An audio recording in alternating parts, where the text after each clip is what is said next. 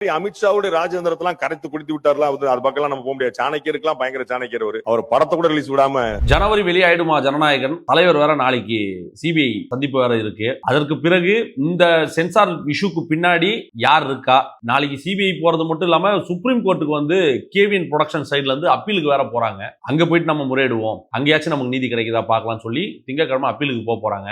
இதுக்கு இந்த மொத்த கேமுக்கு பின்னாடி யாரெல்லாம் இருக்காங்க, என்ன நடந்ததுன்றத பத்திலாம் கொஞ்சம் நம்ம டீட்டெயிலா சொல்ல வேண்டியது இருக்கு. இது ஒரு அரசியல் சதுரங்க விளையாட்டு தான். அவங்களுக்கு படம் பிரச்சனை இல்ல, விஜய் தான் பிரச்சனை, விஜயோட செல்வாக்கு தான் பிரச்சனை.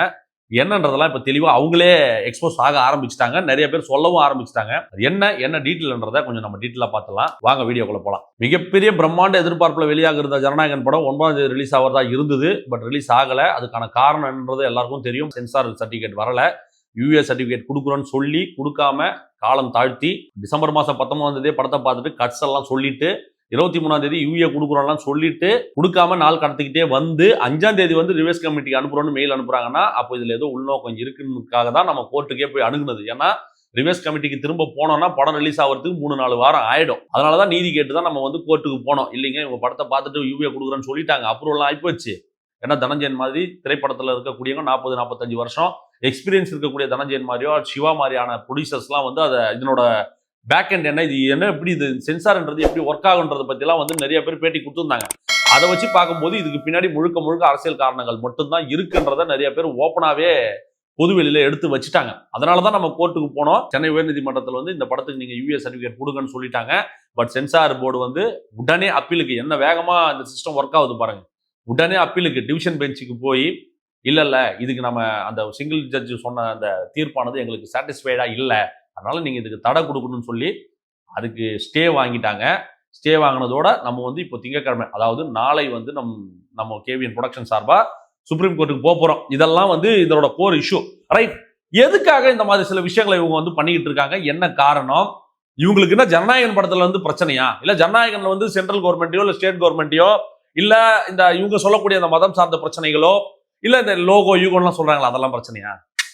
கிடையவே கிடையாது. இவங்களுக்கு என்னன்னா முழுக்க தளபதியோட இந்த எழுச்சி, மக்களோட இந்த வரவேற்பு. இந்த 2026ல கிட்டத்தட்ட வெற்றி வாய்ப்பு உறுதி ஆகுது. தமிழக வெற்றி கழகம் வந்து ஒரு அசைக்க முடியாத ஒரு இடத்துக்கு போகும்போது மிகப்பெரிய ஒரு ஆதரவு இருக்கு. இன்னும் பிரச்சாரங்களே வந்து இப்பதான் கொஞ்சமா ஸ்டார்ட் பண்ணி போயிட்டு இருக்கோம். இந்த எஸ்ஓபிலாம் கூட இப்பதான் வந்து இந்த ரோட் ஷோக்கெல்லாம் வந்து இந்த எஸ்ஓபிலாம் இப்பதான் வந்து ஃபார்ம் பண்ணி இந்த ஸ்டேட் கவர்மெண்ட், அதாவது திமுக அரசானது வந்து விட்டுருக்கு, இப்படிதான் பண்ணணும்லாம் இப்பதான் அவங்க அந்த வெளியீடுலாம் கொடுத்துருக்காங்கன்னும் போது இனிமேதான் பிரச்சாரத்தெல்லாம் போய் பிரம்மாண்டமான வரவேற்புலாம் நம்ம தளபதி கிடைக்க போகுதுன்னு வைங்களேன். என்னன்னா ஏடிஎம்கே வந்து மக்கள் கொஞ்சம் கூட கன்சிடர்லே பண்ணல. ஏன்னா அதை வந்து அவங்க ஒரு மாற்று சக்தியாகலாம் அவங்க பார்க்கவே இல்லை. திமுகவை ஒழிக்கக்கூடிய, திமுக வீட்டுக்கு அனுப்பக்கூடிய ஒரே சக்தியாக மக்கள் நினைப்பது தளபதியாகவும் தமிழக வெற்றி கழகத்தை மட்டும்தான். ஏன்னா இளைஞர்களோட வாக்கு இருக்கு, பெரும்பான்மையான மக்களோட வாக்கு இருக்கு. இப்படி நாளுக்கு நாள் வந்து அந்த ஓட் பர்சன்டேஜ் ஆனது இன்க்ரீஸ் ஆகிட்டே போற இந்த நேரத்துல இது நம்மளோட பிஜேபி பார்த்துட்டு சும்மா இருக்குமா? சும்மா இருக்காதுல்ல. அவங்களுக்கு புகைச்சலும் கோபமும் பயமும் வர ஆரம்பிச்சிருக்கு. என்னன்னா இப்படியான வளர்ச்சி வந்து நாளைக்கு நம்மளோட வெற்றி வாய்ப்பை தடை செய்யும். நம்மளோட வெற்றி வாய்ப்பை வந்து இது கண்டிப்பா வந்து தமிழக வெற்றி கழகம் விஜய் அவர் தவிர்த்து விடுவார். நம்மளால திரும்ப இந்த தமிழ்நாட்டில் கால் ஊன்ற முடியாது.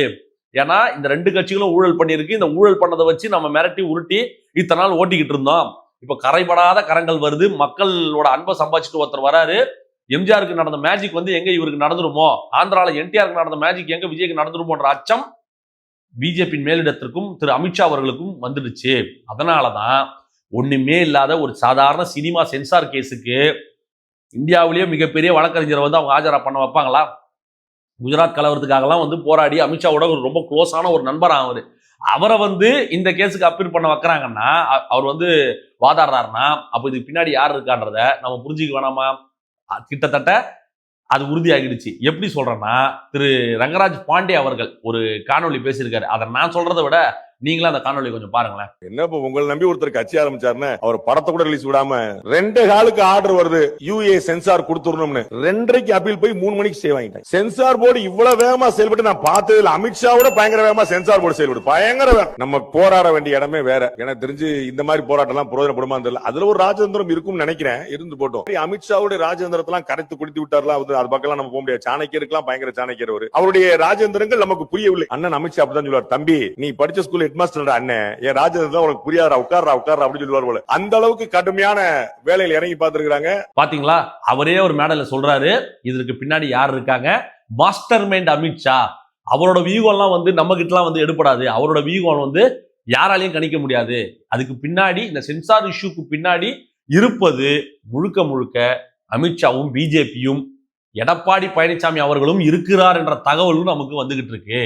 ஏன்னா எப்படியாவது விஜய் என்டிஏ கூட்டணிக்குள்ள கொண்டு வந்துடணும், அதை மிரட்டியாவது உருட்டியாவது தடை செய்தாவது கொண்டு வந்துடும் நினைக்கிறாரு.